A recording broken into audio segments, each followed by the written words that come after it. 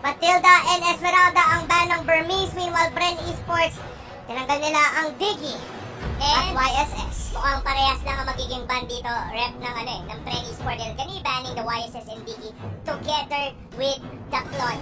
Ito ang naging formula ng Burmese School, winning their series on game number 3 up until 5. And surprisingly, kaso kasi pag ginawa nila yon dito, Reptar, mababaliktad naman ang storya. The Brody will be available sa Burmese School. The question is Bren Esports willing to ban once again the Clone and give the Brody? It's a really big question, Rob. And this last ban for Bren Esports ang makaka-determine talaga ng ating momentum or yung story ng draft. Oh! Because Bren Esports, tinanggal nila ang Natalia. So ayaw nila ulit ang bigyan ng Burmese Schools ng chance na gamitin yun. Kasi naramdaman din ng Bren yung Ang ginawa nila dito, Kuya Reptar, binan nila yung Natalia para pwede silang magbigay. So, kunin nyo ngayon dito yung Brody, then we'll be the one to take the Clone. You get the Clone, we'll get the Brody. So now, the Brody ang pinili ng Burmese School. Clone will automatically be picked here by Bren Esport together with Basha. Nakita mo yung reaction doon ni Carl Daisy? Nakaano na lang siya, okay, Claude na kaagad. Parang in-expect na talaga ng Bren Esports. So, great analysis there, Rob, na naging trade na lang para sa picks na yon.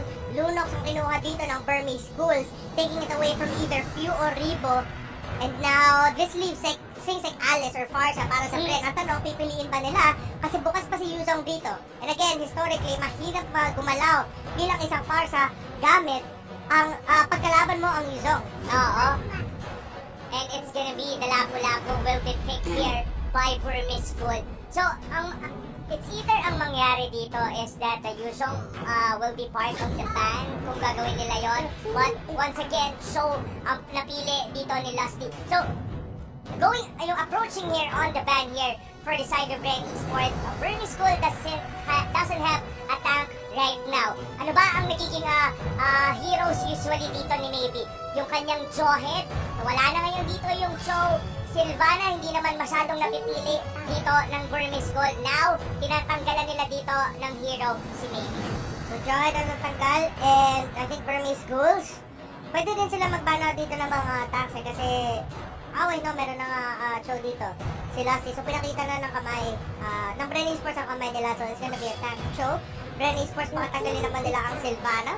Burmese Schools, expect na naman natanggalin nila dito yung Alice kasi kailangan pa ng hero dito si Ribo. And actually, mukhang si Ribo nga yung target ng Burmese Schools dito. Wala na si Lunox, wala na si Esme, wala na din si Alice. Ina-expect ko talaga dito na na ang Bren Esports, hindi talaga nila kukunin yung Alice. For the main reason na may Brody kasi dito sa side ng Burmese School. Kaya mas minili na lang nila dito na kunin yun. So, as a Bren Esports banning the possible tanks ngayon ng Burmese School. So, if they would want to cancel ngayon ang mga heroes dito for Bren Esports, they have to target what's available for Ribo. Ang dami pang magiging open dito. Ako masasabi ko dito, Reptar, Farsa would be a good pick kasi yun nga lang pila na ngayon na Burmese. Kalidad or Harris! Out of nowhere! Hindi natin madalas nakikita mag-Harris ang Bren. Ito ang iniisip ko ngayon dyan, Reptar. This might be a Carl PC hero. We've seen this on him for quite some time. Pero itong Claude na to might be going on the side lane. Will that be the decision here for Bren Esport? We'll have to see.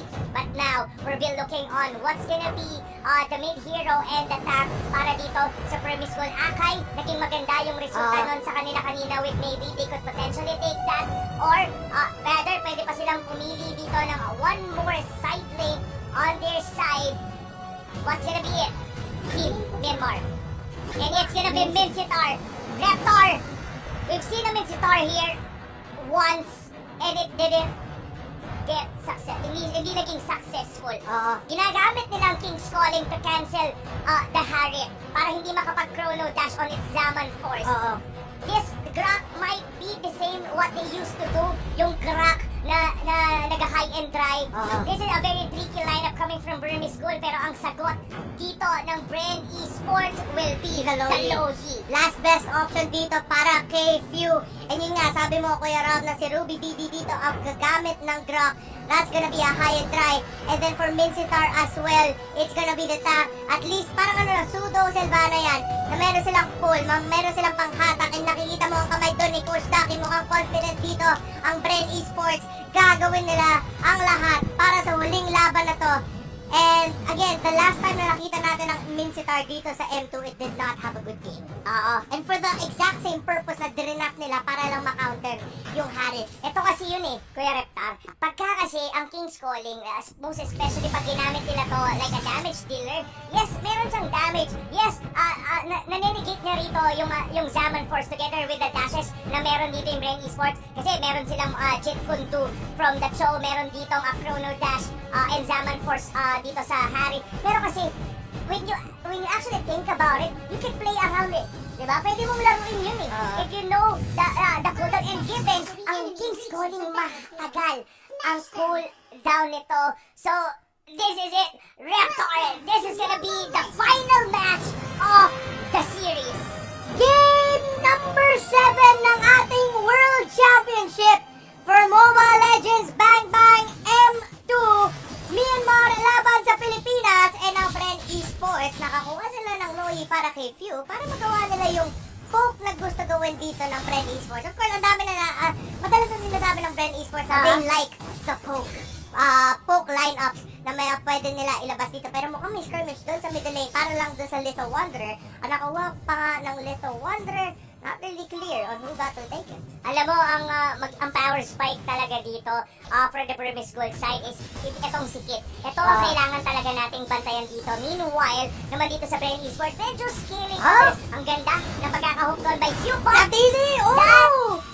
The dispersion rotation! Duality! Nakita mo yung damage na pinagdikit doon si Kid at si Maybe. And that was a glimpse of what's about to happen during team fight. At ang ganda nga doon ng rotation ni Flap. Actually, just in time na napabalik doon ng Burmese Ghouls. Kung wala ata si Flap doon, baka isipin pa nila na labanin niyo yun But again, the duality, the dispersion, and the rotation, yung combination ng ng Loyi, kung bakit masakit. And a lot of people na ayaw talaga kalabanin yan in the early game. Ang taas ng damage kahit 1 minuto pa nga lang. Oo, pero kailangan nila mag-ingat doon sa mga ganong klaseng sundot ni Maybe as it could get very deadly para sa side dito ng Bren Esports. Buti na lang may mga purify yung dalawang mages dito ng Bren Esports as they could be able to cancel it out. Even Naribo, pwede siyang umalis agad sa may King's Calling if it actually needed. So, Burmese Ghoul, they could potentially be the one to set the tempo here on the game since nasa kanila ngayon ang Brody, let alone nasa kanila din ang Lulox. And wow! Masakit! Masyadong masakit dito si Kuya Few! Wala pang level 4 yan, hindi makakahook dito si Maybe. And ang Bren Esports, umikot na sila dito sa may turtle pit. Mukhang may magkaka-rotation or ultimate dito si Loyi. Na-force out na nga yung power for their brilliance. Bren Esports tuloy pa rin ang laban nila. Ribo, nagpo-focus pa lang siya doon sa bottom lane for the gold lane. Kailangan nilang gawin yun. And again, the damage from Few. Isa sa mga X-factor natin dito, Rob. Hindi na ma-maximize ngayon ng Burmese Ghoul yung power spike nila. They are very strong on the first 5 minutes of the game. Look at that. The diversion doon sa may bandang likod. That was only literally a diversion. Pero si Fuse actually get picked off. Nahuli doon si Few, pero si Ribo nakaka-farm pa doon sa bottom lane. Napagamit ng bravest fighter dito si Lapu-Lapu, pero si Flap TZ nagdi-disrupt dito. That's gonna be Carl TZ and Lusty. Hindi sila makakapasok sa turtle pit. Andun nakabantay ang Burmese Ghouls. Sa gitna, sa Carl TZ and Lusty, hindi ata sila makakontest, pero hindi pa masyado na-umpisahan dito ng Burmese Ghouls. Oo, pero nanoneutralize lang yon dahil si Ribo doon sa mabahay, uncontested yung kanyang farm. Pero dito si Flap TZ, on their team members dito ngayon dito ng Burmese Ghouls. Yung sipa nila, pero nila pagka ng King's Calling, pero paano wala double kill! As a double kill na magagaling dito kay Few, may susunod pa nga yata. At yun ay si Ruby Didi, but the wall charge will be enough to kill doon si Few, pero may comeback kill yon dahil si Carl TZ will be killing Ruby DD. 3-for-1 trade na nangyari lamang ang Bren Esports. Ang problema sa Burmese Ghouls, si Ribo! Naiwan lang! Nagpa-farm lang dyan si Ribo. Tignan mo na nga, 2.4k ang goal niya dito. Palapit-lapit na siya para sa first main item niya. And now, Burmese Ghouls, yung mga mangyayari dito, kailangan na nila mag-send ng isa't isa para depensahan lang yung bottom lane. Yung masakit doon, hindi mahirapan dito ang Burmese Ghouls na teamfight. Alam mo, lumalamang na yung Bren. Lumalamang talaga sila dito. Naiwan nila na nagpa-farm dito sa baba. At ito lang yun nakita na natin yung King's Calling. Binagsak nila yun doon. Pero it doesn't even matter. Well, wala pa naman doon si Ribo. That is the reason why they actually picked it. Pero it's all about you making the plays and the damage. And other King's Calling ang magagaling dito kay Maybe. Hindi nahatak doon si Ribo, nagamit niya yung Purify para manegate yung hatak doon ni Maybe si Flap TZ na sobrang nabawasan dito. Kailangan na niya bumalik sa base. Last in position as para dito si Main Sitar, kinobahan. And here comes TZ with a blazing duet! And nakakuha ng isa ang Bren. Lumalamang dito ang Bren at lumalaki ang lead. Burmese Ghouls, medyo nahirapan. Hindi sila masyadong makahanap ng momentum na hinahanap nila. Pero huwag natin kalimutan, meron pa silang Brody kay Ace. At ayun na, yun ang gusto nating alamin is kung kaya ba nila Oh my God! dahil si Carl TC ay napitas! The wombo-combo na nilabas dito ng Burmese Ghouls. Kinumit nila lahat ng ultimate and that is gonna be a gold swing para sa Burmese. Pero kapit lang, hinga lang tayo Pilipinas kasi si Ribo sa bottom lane, ang daming farm na nakuha niya on that Harris. Nabasag din niya yung unang tore ng laro natin. Si Flap TZ nagsusustain dito. Ace and Maybe, ginagamit nila lahat para lang mapitas dito si Flap. And hindi makakatulong ata si Ribo pero gulong! Tumalon! At nakabalik pa nga si Flap TZ. Oh no, ang kunat ng gulong! Yun yung literal talagang nakasakit ng chicharon! Dahil si Ribo dito ang makakatakas na we're using that Zaman Force. And ngayon, Reptar, dikit ang gold, pero tayo ang unang nakakuha ng tore. Pero ito ang iisipin mo, power spike, nasa Burmese Ghoul yun, pero sumasabay ang Bren Esports sa early game. We have the Claude, we have the Harris, meron din tayong Lowy, the magic damage of the zoning ay ang nandun para sa atin. Sila sisisipain dito, si T and si Ribo, the combination is there. Si Maybe ginamit yung King's Calling para negate dito si Ribo, and mukhang makakalaban dito ng Burmese Ghouls. Nahuli si Ribo at nahuli si Lasty. Double kill yun para sa Lapu-Lapu. Si Kid, nakita dito si Pew, the dispersion, the rotation, the duality, 1-for-1, Pew versus Kid. Ano ng mga kids versus the Kid of Burmese Ghouls, and mahuli dito si Pew. The rotation by Ruby DD, at nakatakas pa nga dito si Kid with a powerful brilliance, pero shutdown naman para kay Flap TZ. Nakakagantin pa dito ang Bren Esports. 2-for-1 na ang lead ng tore natin, but ang Bren Esports wala pa sa talo. Andito pa rin sila sa laban na to. Ang nangyari kasi doon sobrang fortunate na nandoon si Maybe. Ang saktong-sakto yung lapag ng King's Calling as two heroes ng Bren Esport. Talagang nagre-rely with the mobility with their dashes. Sakto yun, si Lusty at si Ribo yun. Pero si Carl TC rito, mga kaibigan, still got the form as Kid is about to go down dahil si Ruby DD medyo na late ng konti. Si Carl TZ, buo pa buhay niya, hindi pa ata papasok. Pero yung push na ginawa ng Bren Esports galing sa top, papuntang purple buff, yung parang mukhang hinahabol nila mga membro ng Burmese Ghouls. Ginawa lang nila yun para makafarm si Carl TZ. And si Ribo, look at that, Zaman Force, basic attack, 2-for-2 na ang tore natin. It's still a close game, neck to neck pa rin tayo dito sa World Championship Grand Finals, Kuya Rob. Umihinga pa nga. All the while, Bren Esports are actually taking the lead as ngayon, Burmese Ghouls, sumasapak-sapak sila ngayon dito, Reptar. Pero kung mapapansin mo, yung pwesto dito ng mga members natin, mas free gumalaw dito ang Bren Esports as Carl TC is actually having the time of his life na mag-farm sa mga jungle nila. King's Calling, pero Tortoise is pisa sa kinakain dito ng Burmese Ghouls. Ayaw mo na sobrang malapit sa'yo si Flap TZ. And that's gonna be Carl TZ going in. Art of Favoring, mataas pero hindi siya makakahanap ng opening kung makapasok. 35 seconds hanggang mag-spawn ang segundong turtle natin sa laro na to. And Flap TZ trying to find a bit of control there in the bottom lane. It's still a really close game. It can be anyone's game, Kuya Rob. It is, totoo yan. It's anyone's ball game talaga to, Kuya Reptar. Itong gitnang tore ngayon ng Burmese Ghoul, ito yung talagang nag-hold sa kanila para hindi makapag-snowball dito ang Bren Esports. As Pew is about to go down, yung King's Calling, nilapag na dito. Ang tanong, papalag pa kaya rito ang Bren Esports as they are about to disengage. Nire-respeto nila dito ang first damage ng Burmese Ghoul as they are about to take na lang yung turtle at mukhang hindi yata magkokontent. Tignan mo yung pwesto dito ni Ruby Didi. Kinakat niya yung minion wave para mabasag ng Burmese Ghoul yung gitnang tore. Carl TZ papasok na dito. Bren Esports is gonna be a big moment of the blazing duet. The wild charge hindi na interrupt si Carl TZ. Buhay pa din dito ang Bren. Buhay pa rin si Carl. The first damage na nilalabas sa Burmese Ghoul. That's gonna be a 1-for-1 trade. Flap and Ruby DD ang nawala.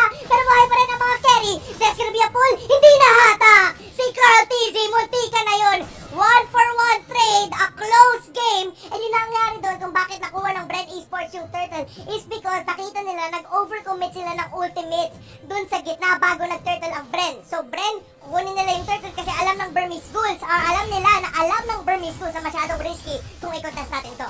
Kailangan i-approach ng Bren Esports tong yung mga team fights nila carefully. Posible, mas ang pinakamagandang scenario dito, Reptar, mabait nila yung King's Calling for them to be able to go doon sa may backlinks mismo ng Burmese Ghoul. Kasi itong si Ace, sobrang bantay sarado to eh. Look at Lusty, looking in onto maybe, pero kalma lang muna dito ang Bren Esports. They have the map, they could potentially be the one to take the Lord, pero look at here on the bottom lane, as the ay mawawala by TC! Sama mo pa si Flat TC dahil dito si Few sinuzone out yung dalawang members ngayon ng Burmese Ghoul! Nakaka-invade na ang Bren Esports sa jungle ng Burmese Ghoul. Si Grap nasa top lane para maka-split push lang. Pero ito na ang Bren. Sila ang lamang. Kulang dito si D. Kulang si dito. Sila ng damage. Si Lasting with the knockup. Si Ruby hindi ang resipa. Maybe as well. Si Flap masyadong malalim. Pero si Flap ang grabe ng zone out dito. Ni Flap TZ para sa Bren Esports. Lasty with the kick. Flap TZ na wala. Si Cal TZ ang King's Calling dito. But the blazing to wet is there. Papasok si Cal TZ with the PMI. And si Kino mawawala ni Carl. Bumalik si Carl. Ito si Ruby DD. Mahuli si Ruby DD. Dalawa ang nawala sa Burmese Ghouls. Double kill para kay Carl TZ. Ang ganda, hindi pa yata sila tapos doon as they're about to go for a diversion doon sa may bottom lane. Maganda na rin yun dahil pwede nilang kunin ngayon dito ang Lord Reptar dahil dalawang members dito ng Burmese Ghoul into the Death Timers is more than mga 20 seconds pa yun. Pero ngayon, kalmado muna tayo. Tignan mo yung gold Reptar. In terms of map control, tayo ang nakakalmang. Pero yung gold, hindi naman nalalayo. As this Burmese Ghoul, may farm dito si Ace. Kung mapapansin mo, ang galing din ng kanyang spacing. Hindi rin siya basta-bastang pumapasok. Pero kailangan lang ulit-ulitin ng Bren Esports yung ginawa nila kanina. Even Ruby DD, nababurst down na ngayon ng Bren Esports. Yeah, and now Bren really close. But it's still a long game. Lord na, inumpasahan dito ni Carl TC. Back siya, nasa likod. Magkakatafata dito si Flap. And the positioning of Bren Esports, lamang sila dito, hindi masyadong makalapit ang mga members ng Burmese Ghouls. This is for the Lord, potentially for the championship. Papasok si Ruby DD and Bren Esports the discipline. Nireset nila yung Lord, hindi pa sila. Pero si Carl, hinahabol si Ruby DD. He smells blood, he smells a kill. Tingnan mo naman, nasusunod dito. Thumbs up! Galing kay Carl TZ. Buhay pa naman dito ang Bren. Mega kill for Carl. And lamang na ang Bren Esports dito para sa turtle fight. Pero Lord fight, pero si Lasty ang nahuli na King's Calling. Nakagamit sila ng ultimate para Bren Esports na blood. Blazing to it. Yan tsaka yung Zaman Force. Unstoppable. Oh my God! Tatlo ang nawala sa Burmese Ghouls. Apat na. Double kill kay Rebo.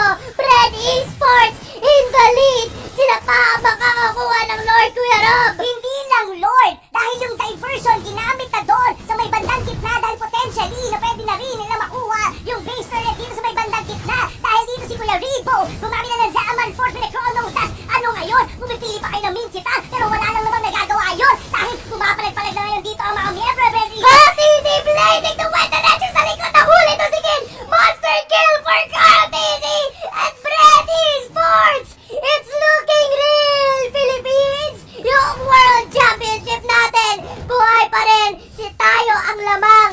Pero lalaban pa rin ang Bren, disiplina lang para matapos ang laban. Oh my! The plays here from Bren Esports. Yung diversion dito ni Few. Ito yung nagbibigay ng anxiety ngayon dito for Burmese Ghoul. Hindi nila alam kung saan sila pupwesto. Hindi nila alam kung go ba doon yung Bren Esports. And somehow, itong bato na to, ultimo siya yung bato, pero ang lambot!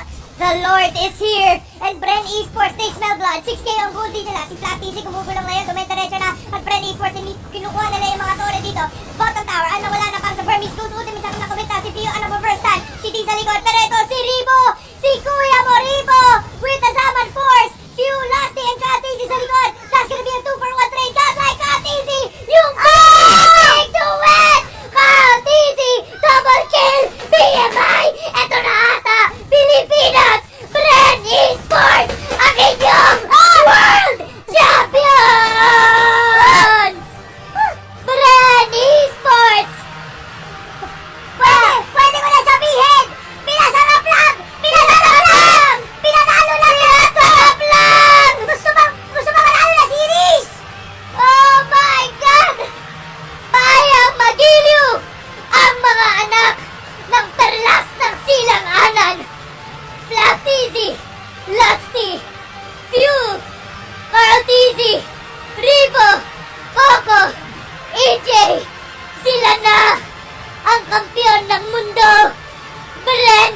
Esports ang panalo Thank you very sa much, Grand Dennis. Finals. Thank you, Leo, as well as Contra Lysander. Can you hear them screaming? What an incredible series! An incredible M2. They are going to be looking back in the history books. And M2, the closest best of 7 you have ever seen in Mobile Legends history. Now, I'm pretty sure all over in the Philippines, they are screaming, Bren Lab Malakas! Congratulations, people!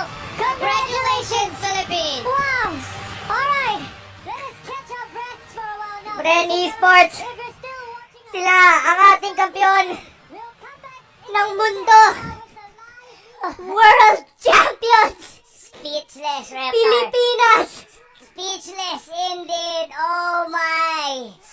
Alam ko yung mga nanonood dyan sa inyong mga tahanan. Alam ko excited kayo dito sa naging laban na to. Tayong kampiyon ng mundo, men. Isipin mo, Pilipinas. Tayong kampiyon ng mundo. Bren Esports ang nagwagi at sila ang kampiyon. History has been made. Rebo has officially completed the perfect trophy lineup. MSC champion, MPL champion, world champion. Totoo ang kasabihan Gold ko medal yung din. Reptar na Bren lang ang malakas. I know you're emotional right now, Reptar, and I can feel it. Let it out. Naipatupad ni Coach Ducky. For anything else, we're gonna give you and throw you to our host live in Singapore, Pilipinas. But of course, there can only be one winner. Of course, we got the prize, the presentation coming up in just a while. We're just waiting for everyone to be ready before we invite a few guests on stage to present the present. Lysander, you are invested in the game. How is it like for We you? were all invested. I'm telling you, they are gonna look back one day. The analyst says they're always gonna bring back M2. They say, remember M2, remember M2. There was this team that made it 2-0, and then there's the other team that brought it to Game 7. There's always going to be a reference back to this M2. That's what I'm gonna say. Yeah. And I hope they remember this. I hope this keeps up for M3 because this has been an incredible game. Now, to present the medals for the championship team, can we please welcome the Chief Executive of the Singapore Tourism Board, Mr. Keith Tan, on stage, please. Mr. Keith Tan, thank you so much for joining us. Thank you, sir. Yes, sir. Thank you so much. Lysander, do the honors for the championship team for M2 World Championship. Your M2 World Champion from the Philippines, Bren Esports! I'm now going to call up each of the players to receive their awards from our VIP. First up, we have Rebo. Woo! Round of applause for all these champions up on stage right now. Thank you. Next up, Carl TZ.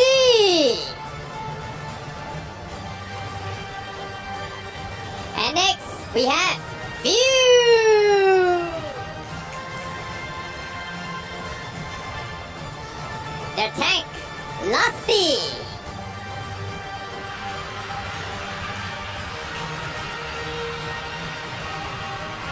And Flatteezy.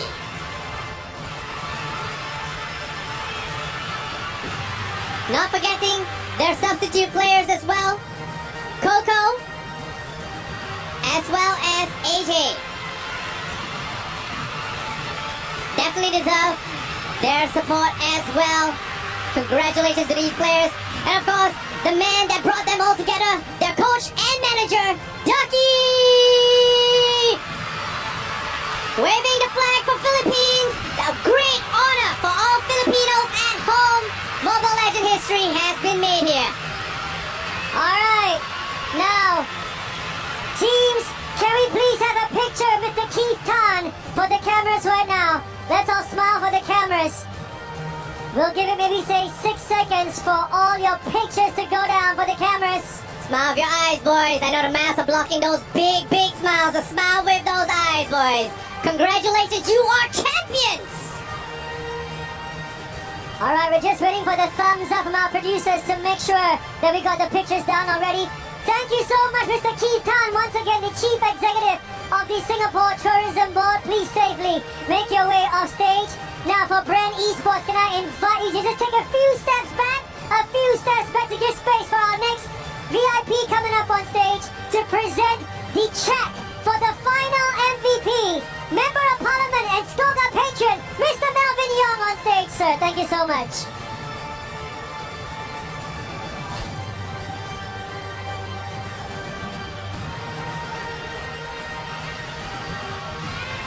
Alright. Producers, we need some help. We've not been told the results. I have a good guess. Okay, I have a good guess. I mean, we have been all watching the games. It is the best fencer at M2, the Lancelot specialist, Carl Daisy! It was top secret, Lysander. Top secret, that is an open secret. Philippines, you have been so blessed with Carl Daisy as your Lancelot specialist. He's done so well across the entire M2 tournament. Alright. Carl Teasy and Mr. Melvin Young, could we have you in the center stage for a picture, please, with the camera? Carl Teasy and Mr. Melvin Young, could we have you center stage for a picture? Thank you so much, sir. And thank you so much, Carl Teasy. Show off your check. Show off your MVP check. There you go, Carl. Gonna remember this for a long time, my friend. Gonna remember this amazing moment for a long time. Everyone smile. We're waiting for the go-ahead. All the pictures to be taken. Front page news tomorrow, I'm pretty sure, in the Philippines and here in Singapore. I'm assuming we are done. Thank you so much once again, Mr. Melvin Young. Thank you so much. And of course, Bren, it's about time. We're gonna need two of you guys. Alright. Bren Esports, can I have one on the left and one on the right to lift your plaque now? Bring it to the front first. We're gonna do this on the count of three. All Bring right. it to the front. So, Ducky, take the plaque, put it down first. Put it down. Take the plaque. Yeah, be Put it careful. down. It's heavy. It is heavy. It is heavy. Two people? Yeah. All right, guys. Move it to the front. Take Yeah, it down move it to the first. front. Yep. All right. Be careful with it, guys. Alright, put it down. All right. Bring it to the front. Ducky, take a few steps forward. Bren Move to the front. Esports. Okay. Joking, we're gonna do this on the count of three. One, two, three. Your champions once again, Bren Esports for M2 World Championships Mobile Legends Bang Bang deliver one of its greatest finals ever. Lysander, I dare say, bring Lang Malakas! Las Malakas, indeed. Congratulations, Philippines. Well earned, well deserved.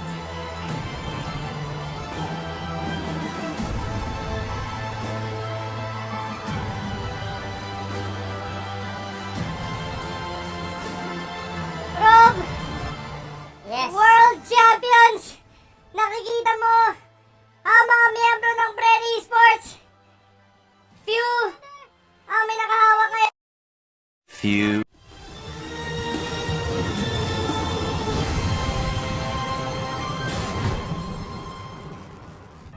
Hey guys, welcome back. It's Lysander and Jokim once again when we are here with the media interview for Bren Esports, the champions for M2 Mobile Legends Bang Bang. And well, the media has some pressing questions for our new champions, Jokim. Yeah, Lysander, but can I take a moment first? Woohoo! We're done, just like that, for M2 World Championship 2020. Just like what Lysander said, we are more or less the middleman between the championship winning team, Bren Esports, and the media that's about to ask them a few questions. So if you're still here with us, wherever you are, on Facebook, YouTube, MeWatch, or even at Cathay Cinema here in Singapore, we say thank you very much. Of course, on our right, it's Bren Esports looking very comfortable on their secret lab chairs and awaiting the media to ask them questions. Without further ado, I think we have our very first one on standby already, and I understand they are from Yahoo. Let's have Yahoo on the screen on standby. If not, maybe I'm going to ask the first question first though, actually. Yeah, If it's possible. well, Are Yahoo ready? I don't think so. You know what? I'll take the first question then. Ducky, I want to ask you the first question. What did you say to the team before the final game? not in terms of the game, but how do you motivate them to keep their belief up for Bren Esports? Okay. Game 7, I asked them, do you want to prove that we're not just strong in the Philippines? And then they said out loud, yeah. And then prove it. We have to win this last game. Alright, thank you very much, Ducky. Great Now, answer. I believe Yahoo are on standby already, so let's have Yahoo on the screens. Yeah, this is There he is. Alright. Alright, so Hello, I'm Kurt Lozano from Yahoo Esports Southeast Asia. First of all, congratulations to Bren Esports, and then my first question would be, like, how did the team bounce back from their first loss to Burmese Ghouls in the first round of the upper bracket? Like, how did you adjust mentally as a team and in terms of your gameplay as well? anybody from Bren Esports with the question? Yung unang talo namin sa upper bracket ng Burmese goal para sa akin kasi tanggap naman namin lahat na naging kami dun eh. Kampante kami. Kaya ayun yung napunish kami dun. Tapos nung natalo nila yung RR, kinerespeto na namin sila, alam namin na sobrang lakas nila. Kaya pinagandaan na namin ng grand finals. You want me to translate or Kurt? Oh, it's good. I can understand. Thank you. Alright. Another follow-up question is, if it's okay. So, you've had like a very long series against the team. We will need the translations for Yeah, the benefit of our audiences at home. Yeah, Kurt, we apologize. Ducky, very quickly, just translate what he answered for us. Okay. Versus Burmese Ghouls in the upper bracket, I already accepted the fact that we got complacent. Versus them in the upper bracket. But with RQO though, it was a different story because we wanted to prove that we're the better team. Thank you very much, Ducky. Now, Kurt, go with your second question, sir. Right, so obviously you've had a very long 7-game series against Burmese Ghouls. Was there one particular game that was like the toughest game for the team, and why? And how do you think you were able to overcome that game? Ano daw yung pinakamahirap na game for you dun sa series ng versus Burmese Ghouls?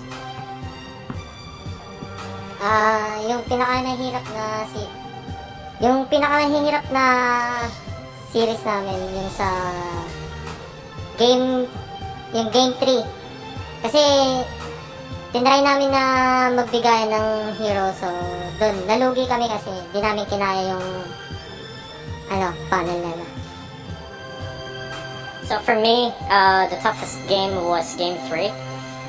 We tried to trade out heroes, but it went to show that they had a better core here. Thank you very much, Ducky, for translating. Kurt, thank you very much, Yahoo. We'll later read Thank you your very much. article very soon. Up next, I believe we have One Esports. One Esports on standby. I believe maybe say a maximum of 2 questions per news outlet for our championship team because we want to give them as much rest as possible. Not easy coming off a week playing Mobile Legends Bang Bang. I muted myself. Oh, okay. I think One Esports is ready. All right, One Esports, sir, can go you hear for it. us? Hey, Bren Esports, congratulations on your win. I'm Joseph from One Esports. And my first question is, what does this championship win mean to Bren Esports and the region of the Philippines? Ano daw meaning sa'yo nito? Ikaw. Bukay na pa sa akin.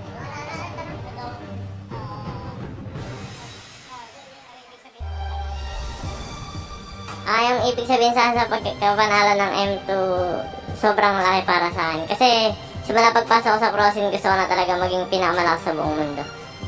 So this is a huge win for me because when I started in the pro scene, when I got into it, I just wanted to be the best in the world. Alright, your next question, sir. Alright, my last question is, what was most challenging about playing against Burmese Ghouls in the finals, and what can you say is unique about their playstyle? Can you run that by me again? I'm sorry. Okay. What was most challenging about playing against Burmese Ghouls in the finals, and what can you say is unique about their playstyle? So, naintindihan mo na. Ano daw yung pinaka-challenging na part ng pakikipaglaban sa Burmese Ghouls? Yung, yung pinaka-challenging na part sa akin is yung pagda-draft nila. Kasi, paulit-ulit lang yung draft namin, kaya kailangan namin mag-step up para manalo. Tapos yun, yung ginawa namin, sumugal kami ng sumugal, hanggang sa manalo. Sugal lang ng sugal. So the toughest part for me, playing against Burmese Ghouls was their draft, because they kept repeating their draft. So we had to like change things up a bit and step up. So yeah, we had to like gamble with the way that we drafted all throughout the series. Alright, does that answer your question? Okay, awesome. Thank you, One Esports. Okay, so now we have a little bit of time before our next upcoming media, EGG. And I want to ask you guys, Bren Esports, you know, I love it that Ducky was our first guest on the discourse discussion, and then now we're having another interview with you guys. So, last year, Evo's got a skin made in their name. It was for Harif. Now, if you guys could choose, I have no power at all. I just want to know, what hero would you choose your unique skin for? I just want to know. I'm curious.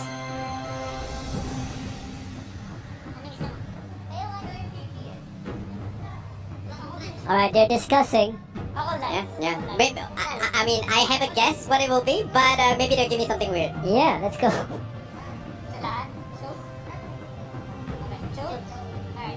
The team decided that we wanted to get show skin. Cho skin! Alright. Let me just explain briefly. So we were talking just now, and they decided that, you know, everyone should be able to use that skin. Since everyone is familiar in how to play the hero, so we stuck with Cho. He actually wanted Lancelot. Of course! Yeah. Of course! We know! But everyone on the team can play Cho, so you want a Cho skin for the team. That's beautiful. Okay, now moving forward, we do have the next media. EGG is on the line. EGG. Hi guys, congratulations. Just want to say, for my first question, was banning Diggy very important in beating the Burmese Ghouls? Can you explain the reason behind it? Okay, so we've had a bad history with Diggy.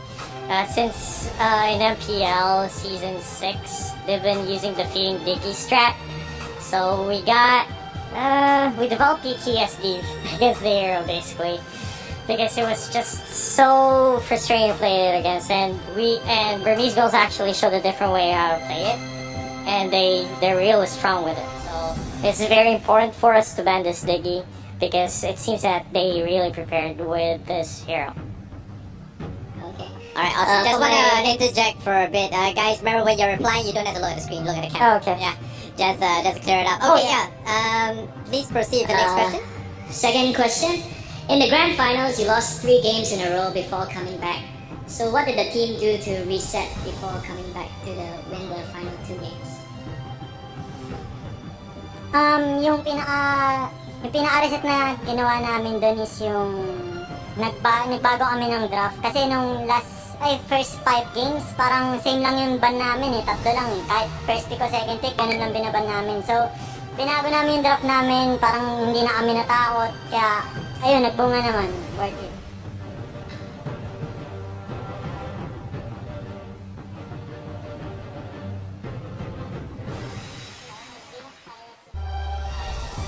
So the very first 5 games, since the draft was repetitive, we changed it up. So you know, they couldn't really predict what we were going to do. Alright, thank you very much, EGG. Hopefully that answered your question as well. But moving on to our next media outlet to ask questions. For Bren Esports, I believe we have What's the Meta on standby. Now, if you're joining us once again, wherever you are here in the world, if you've been following us for the past week, we say thank you for tuning in to M2 World Championship 2020, all made possible by, I dare say the saying, it takes a village to run the entire show. Oh, yeah, for sure. We kept to the guidelines and everything here in Singapore, and there we have it. What's the Meta on standby? We see you. Hi, I don't have video, but hi Bren Esports, congratulations on your WE.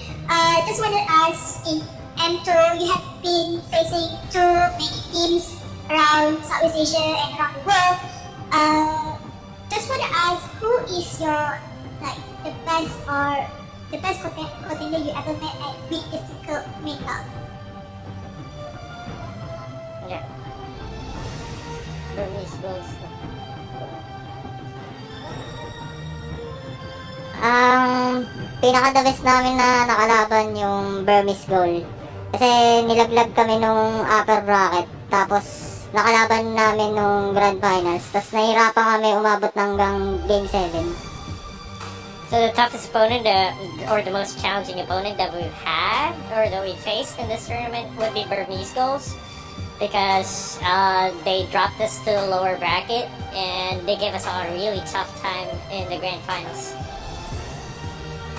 Okay, do you have another question? Maybe just want to ask, how does it feel to be not the best in Philippines, but the best in Southeast Asia and also the world? How does it feel like to bring the name of Philippines to the world?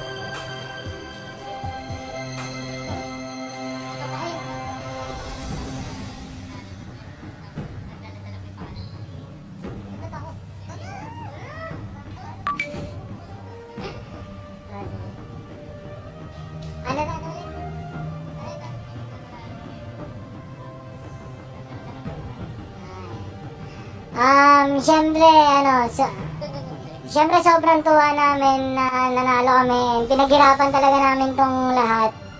And talagang sacrifice lang dahil sa COVID, ang hirap, may quarantine din. Ayun, sobrang saya namin talaga. I feel really happy with this win because we really prepared hard for this. We have to sacrifice a lot. We have to go through a lot just to get this.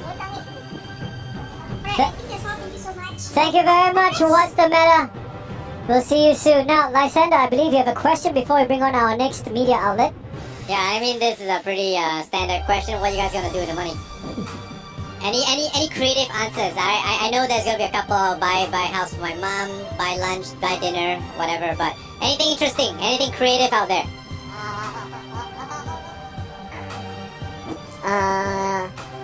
Yung makukuha kong pera, bibigay ko sa family ko, lalo na sa mama ko tsaka sa asawa ko. Kasi para sa baby ko. Yun, tsaka magnegosyo, ganun. Para, if ever na mag-quit ako after ng M2, may napundar na ako.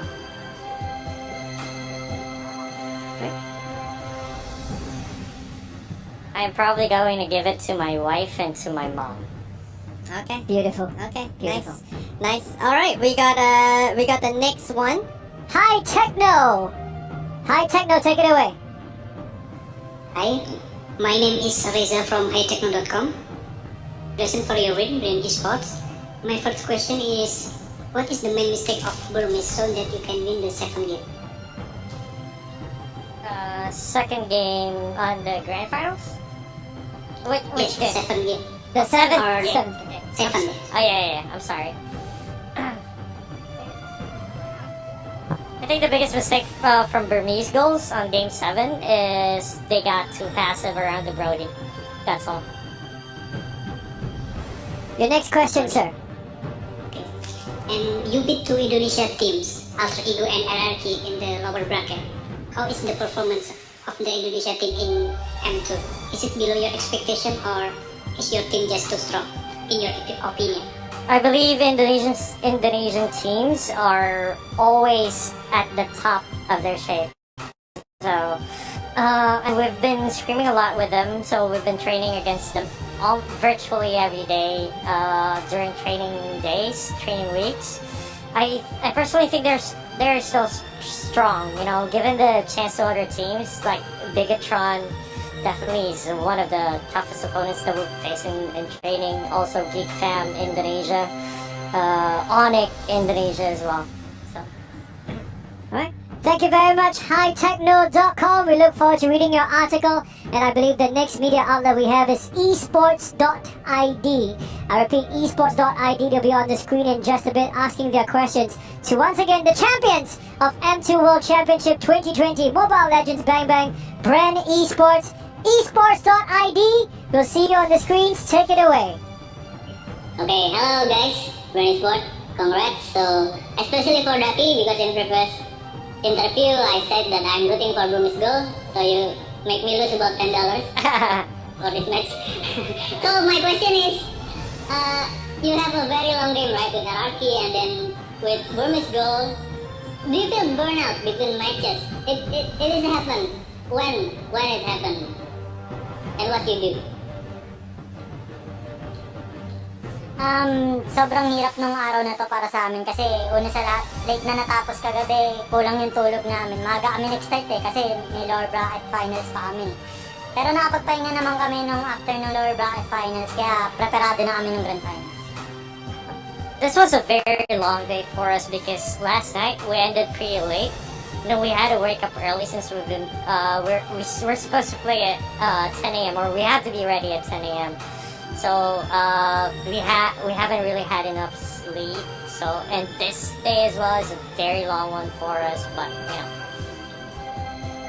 Okay. Next question, sir. I have my last question. Do you have any message for your contender next year for M3? I believe that EVOS Indonesia would come out really strong again, as well as Bigatron. Ooh, okay. Alright, thank you very much esports.id for all your questions. Now, Bren Esports, we have 3 more media outlets, 3 more before you can go rest and celebrate the night away with your win. Next up, ggwp.id. We'll have them on standby in just a while because we're loading them up rather for your screens. And if you're still watching us here, thank you so much for joining us. This is like them relaxed. This is the most relaxed I've seen them. Let's bring our friends over at ggwp.id online. Let's go for it, sir. Okay, thank you and congratulations to Bren and Ducky. I just Bren will be champion and you prove it. Okay, my question is, in the last interview, you say that you will put your eyes on Ace before the final upper bracket and you lose. So after that, are you learn all the player and how they gameplay, or you maybe focusing on your own strat, or maybe you take a rest before the low break? Alright, so we considered a lot of factors, but definitely how Ace played with his matches that we watched actually played a big factor. So we realized that he was only playing at least 2 heroes, the most. So at the latter part of the grand finals, we realized that we just have to ban them out, or take out or let him play the heroes that he's not really comfortable with. That's why we let him get his hands on Brody. Okay, and the second and the last question from me is, you say again in the last interview, your player has a good mentality and good preparation and will be have motivation more if play on stage, and this grand final is on stage. But how if the final or the M2 is play online? Will you have preparation also and try your player? Okay, I think training and performance are 2 different things.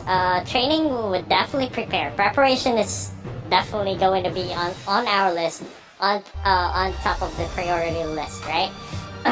But playing online is solely different because if there are latency issues, if there are latency differences, that would play a really big factor. So it's gonna be a 50-50, I'd say.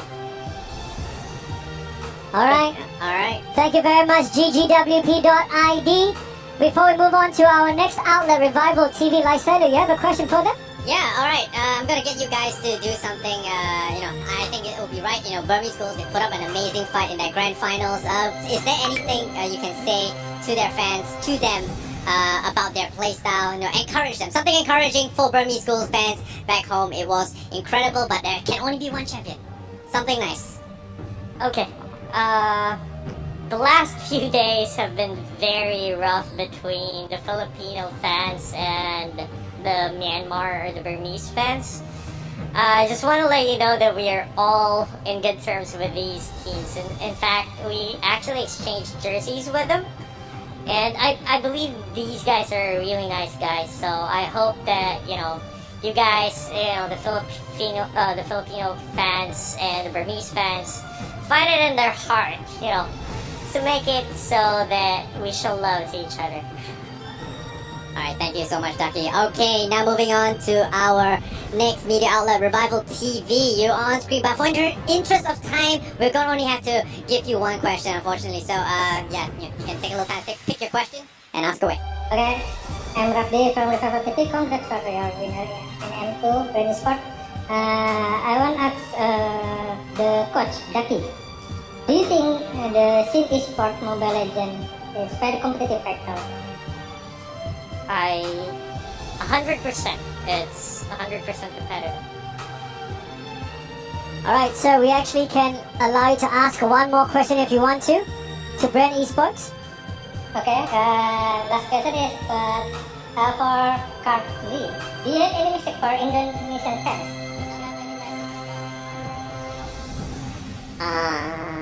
Thank you sa sumuporta dun kahit yung iba nang babas. Thank you so much for supporting me, to all the Indonesian fans, even though you have a different language. Alright, last but not least, okay. Thank you so much for your questions. Last but not least, we have Spin Esports. Guys, we're almost done. Just one more media outlet to go. Spin Esports, are you there? We're giving them some time to load the screens. They're loading in. Okay, later on, guys, I want you guys to give me a nice heartfelt message to your Filipino fans after this. So just think about it, alright? So we have Spin Esports on the line. Hello, Bren Esports. Congratulations for being the winner of M2. Yeah, my name is Talia Karisma from Spin Esports. And my question is, which Indonesian player in M2 do you respect the most? Bren Esports respect the most, and do you have any message for them? Para sa akin yung pinaka-respect ko sa Indonesia na player, si Leo Murphy. Kasi sa lahat ng tank player, siya lang yung naging idol ko talaga sa Indonesia. So the player that I respect the most in Indonesia is Leo Murphy, because he's the only player that, I looked up to when I started playing Mobile Legends. Wow, amazing stuff. Yeah, okay. Thank you very much, Spin Esports. Thank you so much. Thank you so much. Alrighty, okay, so now that is all the media outlets and their questions. Guys, I just want you guys to go to look at the camera and tell your Filipino fans back home that are just so proud of you. Something you want to say, a heartfelt message, give them something good. Let's have the camera on Bren Esports as they address the home nation of the Philippines. Nagpapasalamat ako sa mga sumusuporta sa Pilipinas na hanggang dulo andyan pa din kayo na sumusuporta sa amin. Na-appreciate namin yung pagsusuporta niyo sa amin. Yun lang. Could you help us translate that, Ducky? I want to say thank you very much to all those people who supported us up until this point. I wish we made you all proud. Lovely. We are very sure you've made them proud, Bren Esports. Thank you so much for being patient with the media. Big round of applause for everybody here in the studio, the production crew, cameraman, everyone who made it possible. Want to say a big thank you to our friends over at Singapore Tourism Board, Skoga, IMDA, Secret Lab. So much. Take care. Lysander, Joachim Gomez saying good night, good fight. See you at M3.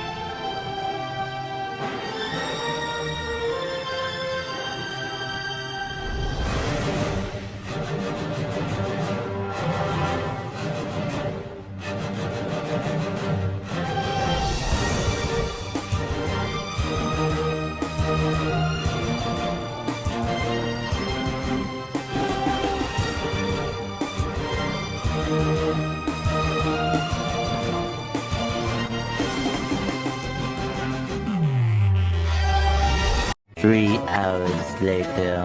Can you move